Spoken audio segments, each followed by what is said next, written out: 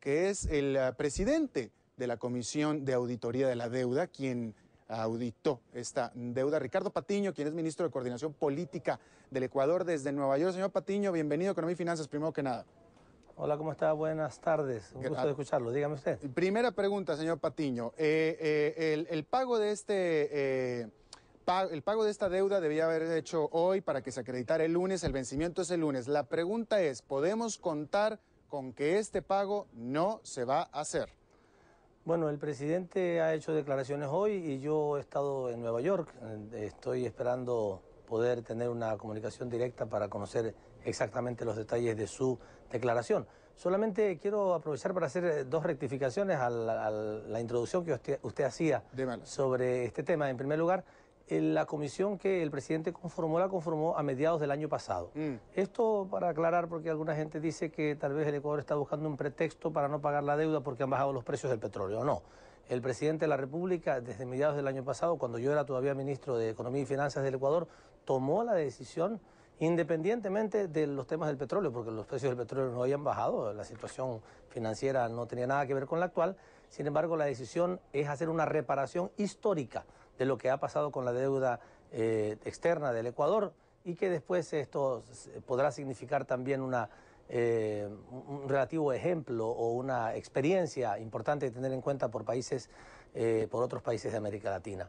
Esta es una aclaración que yo quería hacer a usted porque hay un error en la fecha que usted mencionó. Ok, perfecto. Y qué bueno que la hizo. Bueno, ahora, entonces, déjeme vuelvo a la primera pregunta. Entonces, no podemos estar claros que este pago no se va a hacer. El presidente lo anunció. Estoy seguro que usted sabe que lo anunció, pero todavía no podemos estar seguros si se va a hacer el pago o no.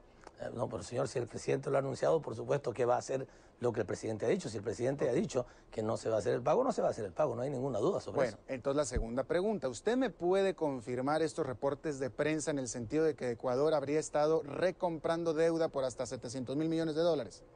700.000 millones de dólares es mucha plata para nosotros. No olvide que la deuda del Ecuador es de apenas 10.000 millones de dólares y la deuda en bonos es 3.850 millones de dólares. De tal manera que perdón, 700 millones de dólares. es el rescate que Estados Unidos le está dando ¿Usted me puede a la confirmar banca? si Ecuador estuvo recomprando deuda por hasta 700 millones de dólares? No, yo no le puedo confirmar eso porque no es el campo que yo manejo.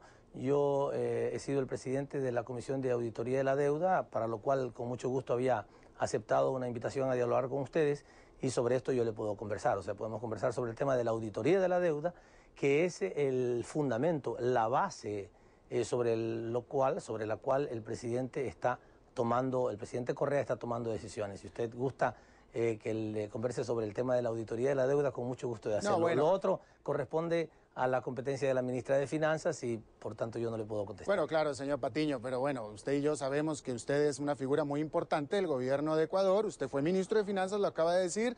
Se dice que incluso el puesto que tiene ahora es de mucho más envergadura dentro del gabinete que el propio ministro de Finanzas. Y en pocas palabras, bueno, usted es economista, yo sé que usted sabe de las finanzas de Ecuador. Y entonces la pregunta que yo le hago a usted es la siguiente. ¿Cuál sería el razonamiento? Porque usted encontró, su comisión, que hay irregularidades en la deuda efectivamente y por tanto anuncian este default. Y la pregunta es, con los precios del petróleo desplomándose y van a seguir desplomados durante el próximo año, ¿cuál es la intención de cerrar las puertas al capital? Bueno, no se trata de cerrar las puertas al capital. ¿Cómo esperan tener capital después de esta decisión, señor Patiño, ministro? A ver, discúlpeme usted, el capital no solamente viene de afuera, también está dentro. También hay recursos en el Ecuador para invertir y hay muchísimo interés en muchos gobiernos, en muchos inversionistas extranjeros para trabajar en nuestro país, porque las condiciones para trabajar en el Ecuador son distintas de las que antes. Una cosa es desconocer algo que tiene enormes visos de ilegalidad, como esos bonos que nacieron, debo aclararlo rápidamente, nacieron en la dictadura militar de 1976, con recursos que no se sabe dónde fueron, y con una serie de renegociaciones, sobre lo cual también tengo que hacer una aclaración sobre lo que usted decía. La Comisión de Auditoría de la Deuda no dice que las decisiones de la Reserva Federal son ilegales. Lo que establece es que la usura que se cometió contra el Ecuador, este procedimiento de aumentar mucho más allá de la tasa de interés internacional que se le cobraba al Ecuador cuando la tasa de interés era del 14%, Claro. al Ecuador se le cobraba el 21%. Estos son mecanismos de usura que son Ahora, rechazables por nuestro país. Y no estamos aquí para discutir la legalidad de la deuda o no, igual y es ilegítima. Bueno, yo sí estoy aquí para discutir eso. No, lo que yo le doy... No, pero yo sí. No, pero yo le doy el beneficio de la duda, yo asumo que la deuda debe ser ilegal. La pregunta es qué va a hacer Ecuador a partir de este momento, pero déjame hago una pausa y regreso con esto. Bueno, vamos a seguir charlando con el ministro Ricardo Patiño en relación a esta declaratoria de default de la deuda ecuatoriana. Le preguntaba yo, señor Patiño, y de nuevo, estando seguro que seguramente su comisión encontró que hay ilegitimidad en esta deuda, pero la pregunta es, usted me decía de que hay muchos países interesados en invertir en Ecuador, a pesar de que Ecuador está renegando de los compromisos de deuda. ¿Qué países estarían interesados o tienen un interés concreto en invertir en este momento en Ecuador? Bueno, todos los países de América Latina con quienes tenemos una relación mucho más consistente que anteriormente. Ahora hemos desarrollado una relación... Deme un país ¿como cuál, señor ministro? Todos, Brasil, Argentina, pero Chile. Brasil acaba de... ¿No tiene Brasil un proceso en contra de ustedes precisamente por haber renegado una deuda en el caso Overdredge? Brasil no tiene un proceso en contra de nosotros. Nosotros hemos pedido un arbitraje sobre un tema que está discutiéndose en relación a un contrato de construcción en nuestro país. Nosotros, las relaciones con Brasil son muy buenas. Ha habido un pequeño desfase, un pequeño problema como consecuencia de la solicitud de arbitraje de nuestro país, pero le puedo seguir mencionando China, Rusia. El propio canciller de Brasil ha mencionado bastante molestia con respecto a este caso con Ecuador. Bueno, usted interpreta las palabras del canciller.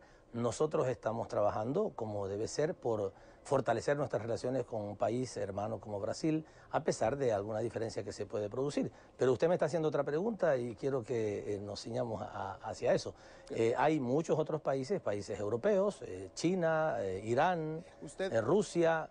¿El gobierno de Ecuador no teme entonces que esta declaratoria de default vaya a cerrarle las puertas al capital extranjero? De ninguna manera. ¿No ven ustedes relación? Ni se la vamos a cerrar nosotros, por supuesto. ¿El riesgo país, etcétera, no significa nada para ustedes? El riesgo país es un invento de algunas empresas que normalmente después de que ellos califican a los demás y que a ellos lo califican maravillosamente bien, después quiebran y no tienen cómo explicarles al mundo cómo habían calificado a otros de malos pagadores cuando ellos después fracasan en sus relaciones financieras por las cosas que hacen. Claro. Así es que no nos preocupa, no nos quite el sueño a nosotros el riesgo país. Nos interesa la vida de los ecuatorianos y a eso nos dedicamos, a mejorar la calidad de vida de los ecuatorianos, y para eso hacemos lo que tenemos que hacer. Si hay que hacer una reivindicación histórica por la ilegalidad, por la ilegitimidad, por el abuso que se ha tenido con nuestro país, con el tema de la deuda externa, lo vamos a hacer. Aunque el riesgo país pueda subir un poco, porque eso del riesgo país no comen los ecuatorianos, comen de las condiciones productivas, de las condiciones sociales que nosotros generemos en nuestro país. Este default fue solamente sobre este cupón 12, pero ¿va a ser una moratoria selectiva o va a ser sobre toda la deuda? Yo lo he comentado en varias oportunidades. Esta es una decisión que toma el presidente, está bajo su absoluta consideración. Ya, y para cerrar entonces, ¿usted está de acuerdo que el próximo año el precio del petróleo está deprimido y que Ecuador para financiarse va a necesitar de recursos externos? Yo no le he dicho eso. Usted ha dicho que el precio del petróleo va a estar deprimido. Ciertamente ahora el precio del petróleo ha bajado, no sabemos todavía qué va a pasar el próximo año. Lo que yo sí le puedo asegurar es que nosotros vamos a tomar previsiones con relación a los temas que tienen que ver con el precio del petróleo, y también vamos a tomar previsiones sobre otra cosa que es mucho más importante.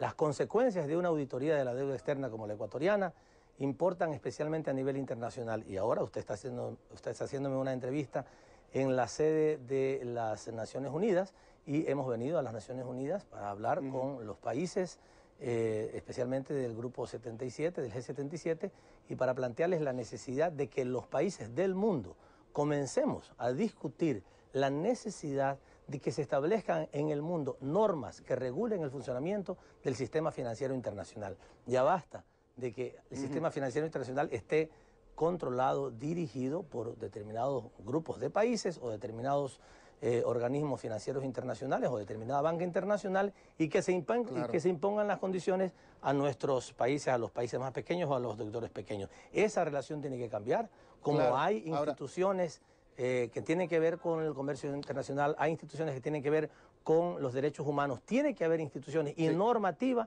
con relación al sistema financiero internacional. Ahora, déjeme, eso es indispensable. voy a cerrar la entrevista con esto. Ecuador tiene reservas por 6.000 millones de dólares en este momento, ¿esto es cierto? Sí. Ahora, la relación deuda neta PNB de Ecuador es menor al 10%.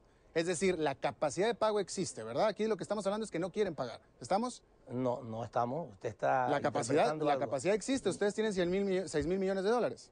O sea, dinero hay. Pero usted está llegando a conclusiones que no, bueno, usted existen los 6.000 que no millones quieren de pagar. dólares. No es que no quieren pagar. Es que hay razones importantes, legales, para desconocer pero la plata deuda la hay, legítima. es decir, no es una situación apremiante. Por supuesto no es una situación apremiante, es una cuestión de dignidad y de soberanía de nuestro país. Ministro Ricardo Patiño, de Coordinación Política de Ecuador, muchas gracias por su tiempo y su visita. Gracias. Vamos a hacer una pausa y regresamos con más información.